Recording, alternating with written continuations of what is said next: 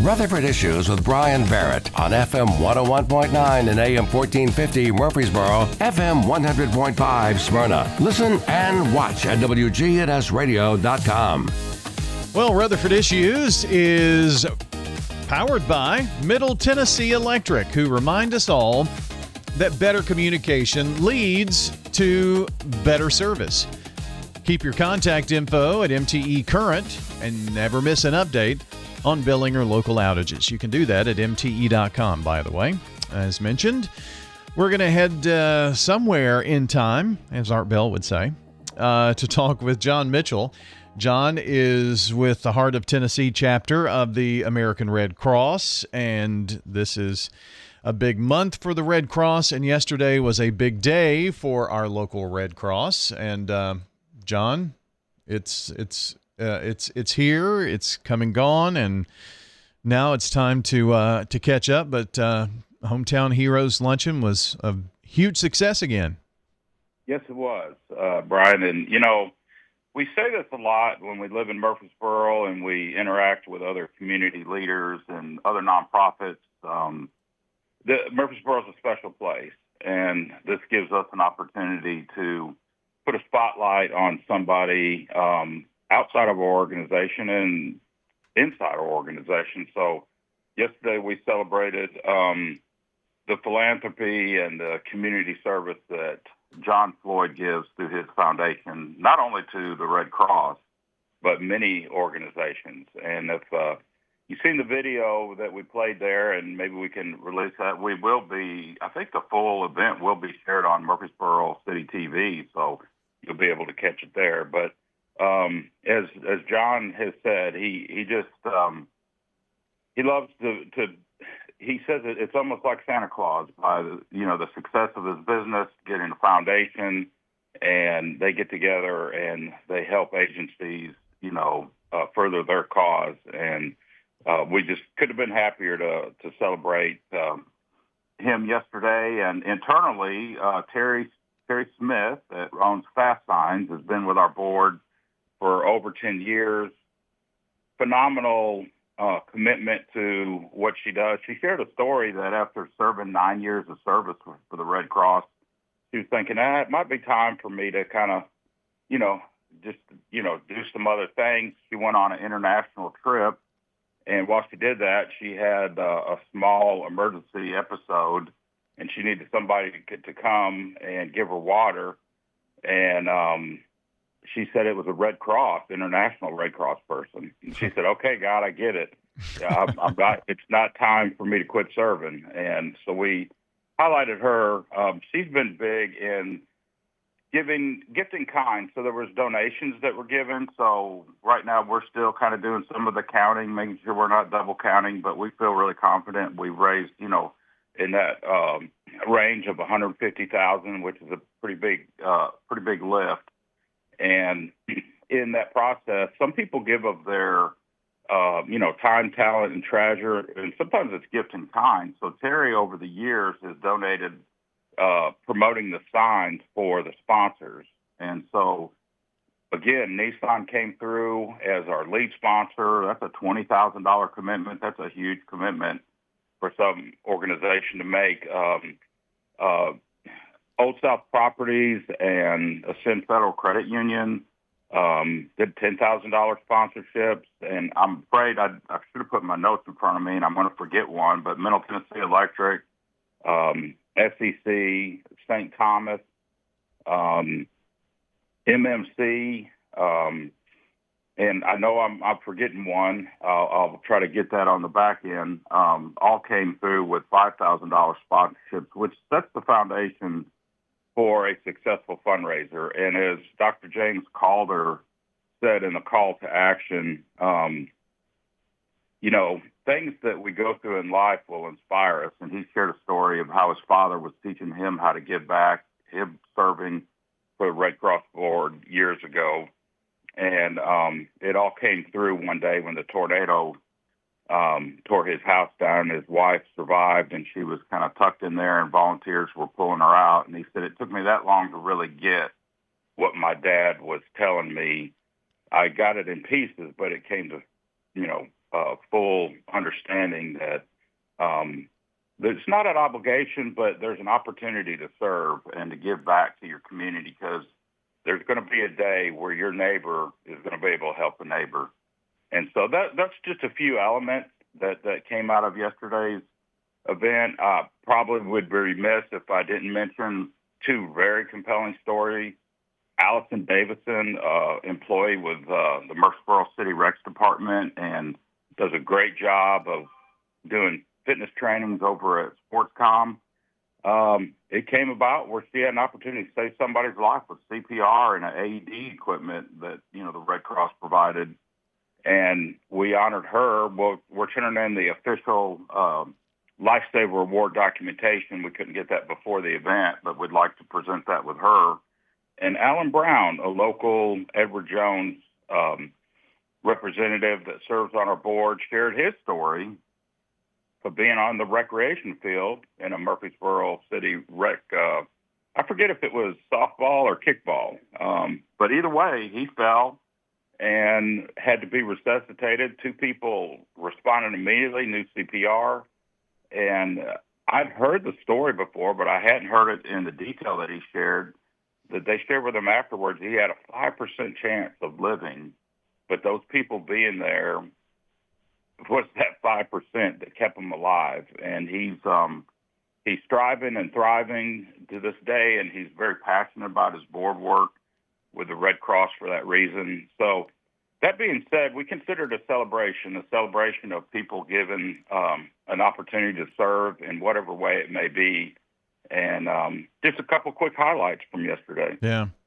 John Mitchell is with us with the Heart of Tennessee chapter of the American Red Cross. He's the executive director, and the Hometown Heroes Luncheon took place yesterday. I want to talk, let me break down a couple of things in that. You mentioned John Floyd, and it just got me to thinking about people like John, businesses like John. That's what makes this community, that puts the heart in the heart of Tennessee. And, just the willingness to give, and, in a world of me, and take, at least there are these folks out there. And of course, John has the means to be able to do that, but he worked hard to get there to that. And, but there, how many people can create a foundation just so they can give some of what they've been able to put, hard work and sweat and blood and tears into, those people are special. They really are. And, as I watched from the stage, and as you were mentioning that, I've seen John communicate to the, 350 plus people in the audience that, when people think about his name and they think of Old South, they think about homes and development. He said, that's all good.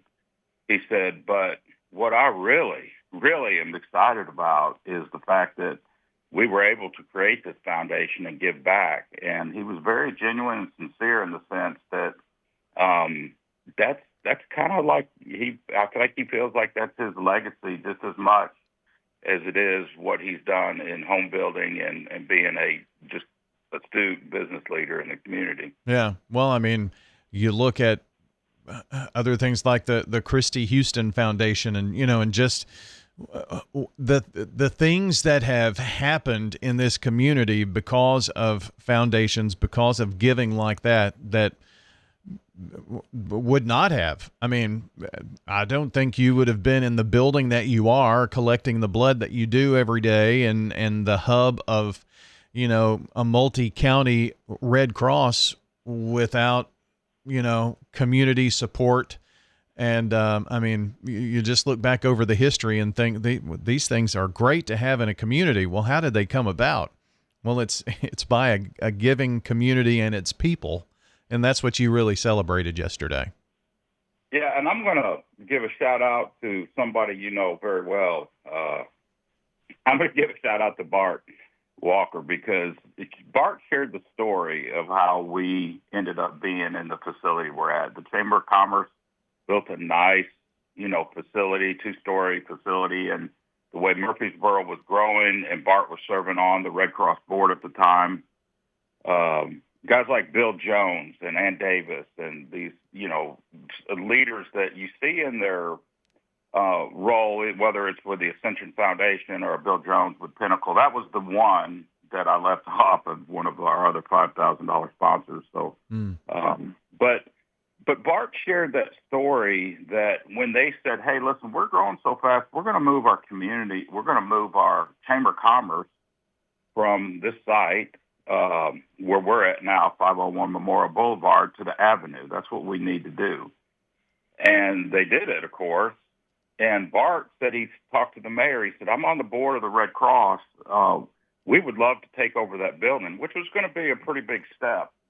And I forget which mayor he said he was talking to at the time, and he said, how often can I call you to check on that? He said, call me once a week. And he did. And that's a big reason why we're in that building, if not the reason. So there's just different times where people take that extra effort to say, I've got to be a change maker. Mm-hmm. And many of them are out there. And salute to WGNS and Bart Walker for establishing us to be at the 501 Memorial location, which also established us to have a fixed site for blood donations. So, they go on at, World Outreach, MTSU, Donut Country, Pinnacle Bank, First Bank had one the other day, and I know you can't mention them all. But it's really important that we have a fixed site where we can also collect platelets and do it at a higher level for all the different blood products, if you will, that we need, providing 40% of the nation's blood supply. Yeah. I would imagine that would have been either Mayor Richard Reeves or Mayor Tommy Bragg. I don't remember. I started to say Tommy Bragg, but I couldn't really remember for sure if that was it. Probably so. I would think Richard would have been too far back before the Avenue and things. So I would say Tommy Bragg era. But regardless, that's one of many stories. And if you look back over the history of not only the Red Cross, but of, just the nonprofits here in the area, and you've worked for several before as well, before coming to the Red Cross, it's just that giving that we have here in the community that makes it special. And I think that's, we may be right in the geographic center of Tennessee, but I think it's called the heart of Tennessee for that reason. And so makes it a great place to be and a great event. MTSU was a great host for you yesterday, I'm sure. Oh, yeah. That if the people haven't been in that room, the Student Union building on the second floor, that's a real jewel. So, big shout out to Dr. McPhee and the whole university's leadership and their growth. I mean, we've seen that campus transform in 20 years, and it's still, every time you go there, they're unrooting buildings and putting up new buildings. But, I support a lot of these other organizations because we can't do it all. And I was at the Journey Homes event, which was Monday, the same week, and they had a great event. It was right there in that room. I was at Branches event they had at Gateway, and they had, so a lot of people don't realize why it's important for everybody to give at the level they can give. And when you go to these events, you see a lot of the same people there. And so, they're really stretching their portfolio of giving because they're attending a lot of these events. So I just encourage somebody, if you're looking to get involved, go find the nonprofit, the agency that inspires you. We would love it for the Red Cross, but we work with so many great partners. Wherever you feel led to, get involved, become a volunteer, give a donation, go out on things like a panel build for Habitat or come to one of our home smoke alarm installations and help save a life, give blood, just tremendous ways to give back. So we appreciate WGNS and the mouthpiece that you give the area because you guys concentrate on a lot of the nonprofits, and we thank you for doing that. Well, this is Red Cross Month as well, so the month of March, and that's why you have your Hometown Heroes Luncheon during this time. And so March is a special time to just highlight the work of the Red Cross. And I think about what's going on in the Middle East and, our service members there and just the international work that the Red Cross does that's also supported in many ways just by the overall umbrella of the work of the Red Cross. We're in severe weather season. We've already had, a few storms down in Lawrenceburg, for instance, the other day that created some wind damage. So, we're kind of in that time of the year. We're maybe moving out of the height of our home fire season into severe weather season. So there's really no let up in disaster response. And so that's all of the important work that's done by the Red Cross that I'm sure you highlighted yesterday, and we highlight this month as Red Cross Month. It is, and we're just really proud, of our country's 250-year history. The Red Cross has been a big part of it for 145 years, since the founding, through a great leader, Clara Barton, who had vision way beyond her years and her time, but, alleviating human suffering, mobilizing the compassion and the help of volunteers, and, same thing with mobilizing dollars that need to be raised in a quick manner when a major disaster happens. It all comes back to play that this is a month that we can really celebrate, whether it's disaster relief or our blood donations, and we continue to evolve. Like, sure. Say, for instance, in blood donations, if you are giving blood, make sure, let me say it this way. If you're not giving blood, you can start. Either way, once you start giving blood, download our Red Cross blood donation app. And as you're doing that, you'll get these great little acknowledgments about, hey, your blood was used at this location. You have collected, so many gallons of blood, and it kind of keeps you involved. But then neat things are happening at the same time. Every time you give blood, it's tracking your blood pressure. Now we're tracking A1C testing for diabetes. Wow. You literally have a walking, you go to your doctor's office and say, here's my health history from what the Red Cross is doing in their blood app. And it's a kind of a neat side thing that people don't know about. All good stuff. We continue to evolve, and we continue to look for our next great volunteer. So if you're interested in volunteering for the Red Cross, just come over to 501 Memorial Boulevard, ask for John or John. That could be John Mitchell. That could be Jonathan Taylor. And now we get to throw in Nikki Festervan. Nikki is our volunteer coordinator, and she can help direct you into one of our many volunteer opportunities. Sounds good. John Mitchell, thank you so much, and congrats on a great event yesterday. Thank you, Brian. And let's get together and do lunch. We need to catch up some. You're a great friend, not only to me, but to many organizations. So we just talk on the radio like this, but I've always leave these conversations going, well, the segment is ending. I got more to say to Brian. I know. It always happens that way. Well, we'll catch that lunch here soon. Thank you, John. All right.